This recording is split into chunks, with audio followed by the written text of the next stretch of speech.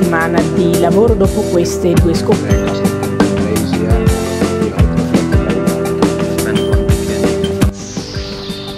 Halo Sobat Bola, jumpa lagi bersama Bola Wave Indonesia, sumber terpercaya untuk berita terkini seputar sepak bola, khususnya sepak bola tanah air.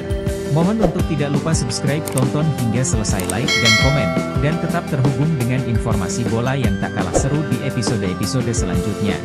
Kita mulai dari berita pertama. 6 gol tercipta dalam laga Jepang versus Vietnam. Sempat tertinggal, Samurai Biru bisa bangkit untuk kemudian menang 4-2. Jepang versus Vietnam pada laga grup D Piala Asia 2023 berlangsung di Altumama Stadium, Minggu, 14 Januari 2023. Samurai Biru membuka keunggulan di menit ke-12. Yukinari Sugawara melepas tembakan usai terjadi kemelut di depan gawang Vietnam. Sepakannya bisa diblok tapi bola liar langsung disambar Takumi Minamino menjadi gol. The Golden Star merespon dengan baik gol ini. Mereka bisa menyetarakan angka 4 menit berselang. Nguyen Dumba menanduk bola kiriman sepak pojok.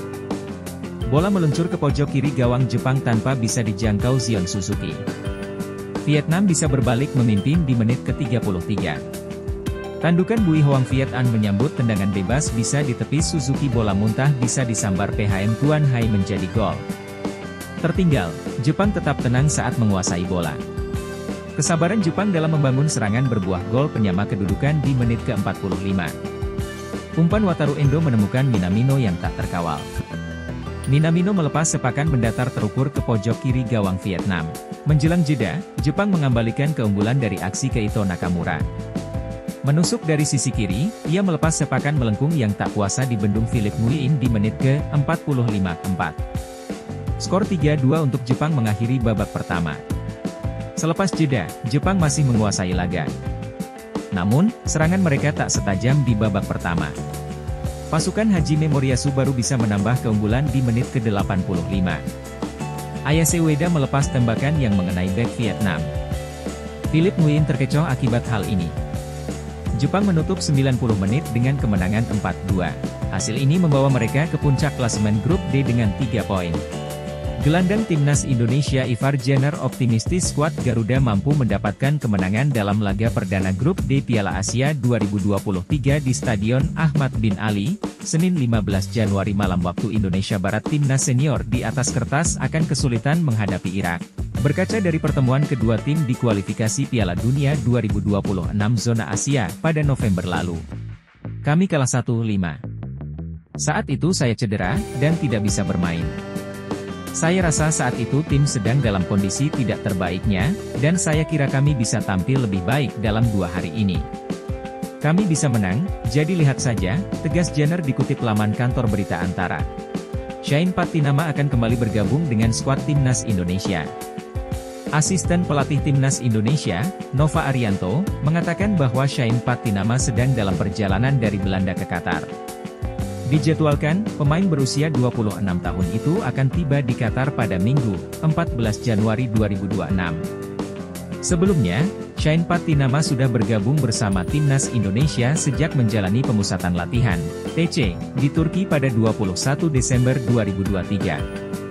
Shane Patinama meninggalkan timnas Indonesia pada 1 Januari 2024 dan memilih pulang ke Belanda. Ini karena Shane Patinama harus menemani ibu kandungnya yang dikabarkan tengah sakit. Shin Taeyong pun memberikan izin kepada Shane Patinama untuk kembali ke Belanda. Setelah 2 pekan berlalu, kini Shane Patinama kembali lagi ke timnas Indonesia. Tentu saja ini membuat lega pelatih timnas Indonesia, Shin Taeyong. Shane Patinama direncanakan akan tiba di Qatar pada hari ini. Nova Arianto menambahkan, kondisi Shane Patinama dalam keadaan baik. Masa depan Jay Itzes bersama klub Serie B Italia Venezia akan bergantung kepada hasil tes medis yang akan dilakukan pada pekan depan. Hal itu diungkapkan pelatih Venezia Paolo Vanoli tadi malam WIB jelang pertandingan melawan Sampdoria, Minggu 14 Januari. Itzes sempat didiagnosis mengidap penyakit trombosis vena dengan mikroemboli paru pada Oktober lalu.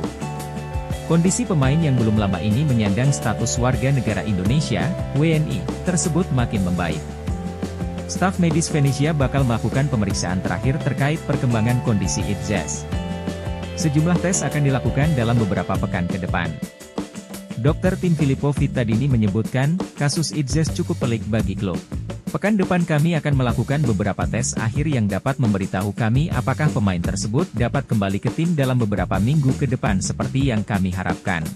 Sementara itu, Vanoli menyebutkan perkembangan Itzes merupakan kabar yang bagus buat tim. Sang pelatih berharap pemain berusia 23 tahun ini dinyatakan sembuh dari penyakitnya dalam waktu dekat. Pelatih Timnas Indonesia, Shin Tae-yong, memanggil kiper Nadeo Argawinata untuk menggantikan Syahrul Trisna Fadilah yang cedera. Syahrul Fadil absen dari perhelatan Piala Asia Qatar 2023 karena cedera, posisinya digantikan Nadeo Argawinata, tulis akun ofisial Timnas Indonesia di Instagram, Minggu, 14 Januari 2024. Doakan Syahrul cepat sembuh dan beri sambutan hangat kepada Nadeo, lanjut pernyataan Timnas Indonesia. Pelatih Timnas Indonesia, Shin Tae-yong kembali mempercayakan Asnawi Mangkualam sebagai kapten Timnas Indonesia yang berlaga di Piala Asia 2024. Asnawi mengaku sangat senang dengan jabatan ini, meskipun ia paham tanggung jawab yang ia pikul sangatlah berat. Setelah ditunjuk sebagai kapten saya sangat senang. Semua tanggung jawab akan saya jalankan. Ini tanggung jawab yang berat buat saya karena memimpin pemain muda dan ada beberapa pemain senior juga, kata Asnawi dalam sesi pre-match conference, Minggu, 14 Januari 2024. Ia dan para pemain Timnas Indonesia lainnya bertekad untuk memberikan hasil terbaik. Setidaknya bisa lolos dari fase grup atau melaju ke babak 16 besar, yang mana pencapaian tersebut menjadi target yang harus dicapai skuad Garuda. Pertama tentu sangat senang setelah Indonesia kembali ke turnamen ini setelah 16 tahun dan kami dipenuhi dengan banyak pemain muda di turnamen kali ini, ujar Asnawi. Kami sangat siap untuk pertandingan besok karena ekspektasi masyarakat Indonesia sangat besar kepada tim ini. Kami akan terus berikan penampilan terbaik untuk bisa melaju ke babak selanjutnya karena kami sangat bangga juga berada di turnamen ini, terangnya. Lebih lanjut, pemain kelahiran Makassar 24 tahun silam itu membeberkan bahwa jelang menghadapi Irak, seluruh pemain juga sudah dibekali pengetahuan mengenai kekuatan dan kelemahan Irak. Salah satunya didapatkan dari Ivar Jenner, yang mana Ivar juga turut berbincang dengan rekan setimnya di FC Utrecht, Zidane Iqbal.